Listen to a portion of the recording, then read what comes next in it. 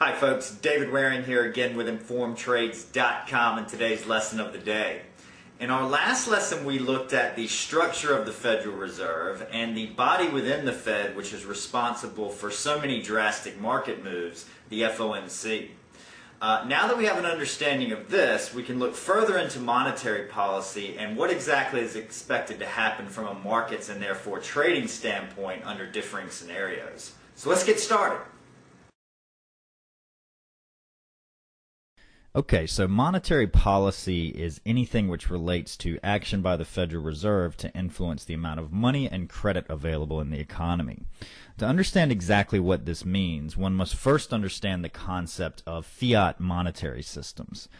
The United States, like most major economies, has what is known as a fiat monetary system. This very simply is any system which uses a monetary unit, in this case the US dollar, which is not convertible to some commodity, in general a precious metal such as gold. Fiat money is money that is backed by the credit of some entity, normally a government, and in this case the US government, and the value for which is derived from its relative scarcity and the faith placed in it by the population which uses it. This is important to us as traders because the fact that the dollar is not convertible to a commodity such as gold gives the Federal Reserve the ability to increase or decrease the money supply as it sees fit, or in other words, to enact monetary policy. With this in mind, there are three tools available to the Fed for enacting monetary policy, which are open market operations, raising or lowering the discount rate, or raising or lowering reserve requirements. The most common tool that the Fed uses, and therefore the one which we will cover, is open market operations.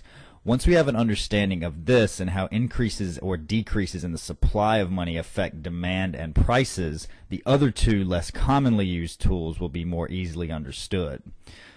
Through something which is known as the Open Market Committee, the Fed increases and decreases the supply of money by buying and selling U.S. government securities. When the Fed wishes to reduce interest rates, they will increase the supply of money by buying government securities using money that was not available in circulation before they made their purchase. As with anything, when additional supply is added, everything else remaining constant, price normally falls. In this case, the price that we are referring to is the cost of borrowing money, or interest rates.